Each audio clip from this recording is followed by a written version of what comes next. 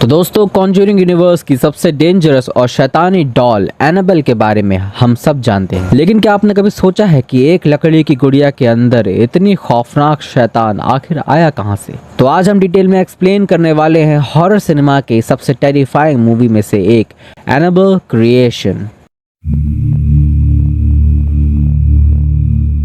कहानी शुरू होती है साल 1943 में। सैमुअल मुलिन्स एक स्किल्ड डॉल मेकर है जो अपनी वाइफ ईस्टर और अपनी 7 साल की बेटी बी एनाबेल के साथ एक बड़े से आइसोलेटेड फार्म हाउस में रहते हैं। सैमुअल अपनी बेटी से बहुत प्यार करते हैं और उसके लिए एक यूनिक वुडन डॉल बनाते हैं, लेकिन उनकी ये खुशी ज्यादा दिन की नहीं थी। एक दिन चर्च से वापस आते वक्त उनकी कार का टायर पंचर हो जाता है। जब सैमुअल सड़क के किनारे पर टायर बदल रहा होता है तो कार का छोटा सा नट निकल के सड़क के बीचों बीच चला जाता है। बी उस पार्ट को उठाने के लिए सड़क पर दौड़ती है और तभी पीछे से आती एक तेज कार उसे बिना दिखे इतनी जोर से टक्कर मारती है कि बी की मौका वारदात पर ही मौत हो जाती है। यहाँ पे इस दर्दनाक हादसे को 12 साल बीत जाते हैं, यानी 1955। सैमुअल और ईस्टर मुलिन्स अपने एक बड़े से घर के दरवाजे एक ऑर्फनेज की लड़कियों के लिए खोल देते हैं, क्योंकि उनका पुराना अनाथालय बंद हो चुका होता है। उस घर में आती है सिस्टर कैरलॉट और 6 अनाथ लड़कियां। इन अनाथ लड़कियों में से 2 सबसे गहरी दोस्त होती हैं, जेनिस और लिंडा। जेनिस को यहाँ पे पोलियो हुआ होता है और वो बैसाखी की मदद से चलती है। सैमुअल सभी बच्चों का स्वागत करते हैं, लेकिन वो घर के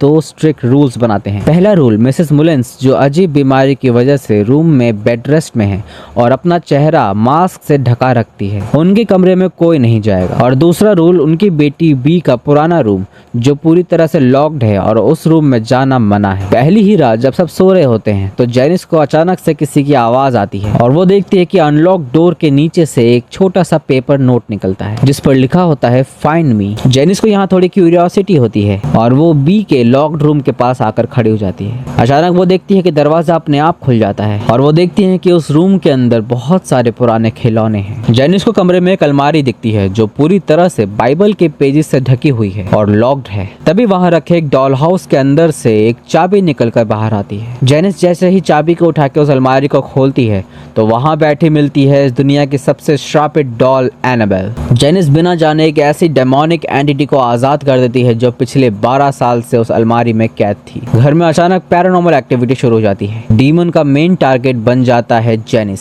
क्योंकि वो फिजिकली वीक होती है और उससे कंट्रोल करना आसान है। एक दिन जब जेनिस चेयर लिफ्ट का यूज करके नीचे आ रही होती है तो लिफ्ट अचानक बीच में रुक जाती है और लाइट ब्लिंक होने लगती है। जेनिस जब पीछे देखती है तो उसे एक काला साया हवा में उठाता है और जमीन पर जोर से धक्का दे देता है। इस अटैक की वजह से जेनिस के लेग्स पूरी तरह डैमेज हो जाते हैं और वो सीधा व्हील चेयर बाउंड हो जाती है। अगले दिन जब जेनिस बाहर सनलाइट में अकेली बैठी होती है तो एक अजीब साया उसकी व्हील चेयर को खींचकर बार्न में ले जाता है। बार्न के अंदर बी की शक्ल में एक डीमन आकर जेनिस का गला दबा लेता है और उसके मुंह में black demonic smoke force feed कर देता है और वो मासूम लड़की अब पूरी तरह से पोजेस्ड हो चुकी होती है। जेनिस का बिहेवियर यहाँ एकदम बदल जाता है। उसकी दोस्त लिंडा को शक हो जाता है कि ये सब उस डॉल की वजह से हो रहा है। लिंडा रात में चुपके से उस एनाबेल डॉल को ले जाकर बाहर कुएं में फेंक जाती है। तभी अचानक लिंडा को उस कुएं में से एक शैतानी हाथ नीचे खींचने की कोशिश करता है, लेकिन वहीं पे सिस्टर कैरलॉट भी खड़ी होती है और वहां जाकर लिंडा को बचा लेती है। और अब सिस्टर कैरलॉट सच जानने के लिए मिसेस मुलिन्स के रूम में जाती है। वहां मिसेस मुलिन्स बात करते वक्त अपना मास्क हटा देती है। उनका आधा चेहरा और एक आंख पूरी तरीके से तबाह हो चुकी थी। वहां मिसेस मुलिन्स पूरा सच बताती है।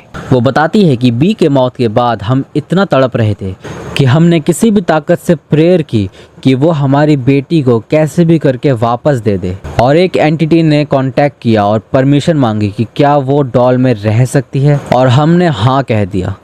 पहले तो लगा कि वो हमारी बेटी ही है, लेकिन फिर वो वायलेंट होने लगी और एक रात उसने मेरी आंख फोड़ दी। तब हमें समझ आया कि वो हमारी बेटी नहीं बल्कि एक डीमन है। हमने चर्च के प्राइस्ट को बुलाकर उस डॉल को एक अलमारी में बंद करके और बाइबल के पन्नों से उसको सील कर दिया था, लेकिन अब वो आज़ाद हो चुकी है। रात होते ही घर एक जिंदा शैतान का अड्डा बन जाता है। सैमुअल मुलिन्स क्रॉस लेकर पोजेस्ड जेनी को रोकने जाता है, लेकिन जेनिस उनके फिंगर्स को एक एक करके तोड़ देती है और उनकी दर्दनाक मौत हो जाती है। और इसी तरह मिसेस मुलिन्स की बॉडी को भी डीमन वॉल पर लटकाकर बहुत ही क्रूरता से मार देता है। और अब टारगेट होती है बाकी ऑर्फनेज की गर्ल्स और सिस्टर कैरलॉट। और घर के अंदर एक स्कैर क्रो है जो जिंदा हो जाता है और लाइट बल्ब्स ब्लास्ट होने लगती है। सिस्टर बच्चों को बचाने की कोशिश करती हैं, लेकिन हर तरफ सिर्फ चीखे और डर सुनाई देती है। पोजेस जेनिस हाथ में बड़ा सा चाकू लेकर लिंडा को मारने दौड़ती है। लिंडा भागकर बी के रूम में छुप जाती है। जेनिस उस अलमारी का दरवाजा तोड़कर अंदर घुसती है। तभी सिस्टर कैरलॉट वहां आ जाती है और पोजेस जेनी और एनाबेल डॉल दोनों को उस अलमारी में सील कर देती है और बाहर से हैवी लॉक लगा देती है। उस अलमारी के अंदर से तेज चीखे और दरवाजा पीटने की आवाज आती है और कुछ टाइम बाद सब शांत हो जाता है। अगले ही दिन पुलिस और रेस्क्यूअर्स आते हैं और जब वो उस अलमारी को खोलते हैं तो वहां सिर्फ एनाबेल डॉल रखी होती है। जेनिस उस अलमारी के पिछली दीवार में छेद करके भाग चुकी होती है। सबको ऐसा लगता है कि जेनिस की मौत हो चुकी है या जेनिस गायब हो चुकी है और शैतान खत्म हो गया, लेकिन कहानी यहाँ खत्म नहीं होती। जेनिस के भागने के बाद वो एक दूसरे ऑर्फनेज पहुंच जाती है और जब वो वहां जाती है तो वो एनाबेल का नाम यूज करती है और अपनी एक नई आइडेंटिटी बनाती है। कुछ साल बाद उस लड़की को एक हिग्निस फैमिली अडॉप्ट कर लेती है।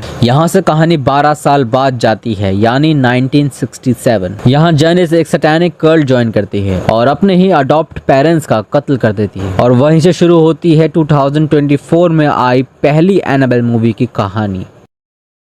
तो दोस्तों ये थी एनाबेल क्रिएशन की पूरी और खौफनाक कहानी। आपको कॉन्ज्यूरिंग यूनिवर्स से सबसे ज्यादा डर किस मूवी से लगा कमेंट में जरूर बताएं और ऐसे ही इंटरेस्टिंग मूवी एक्सप्लेनेशन के लिए चैनल को सब्सक्राइब करना मत भूलना। Thank you so much for watching. Bye.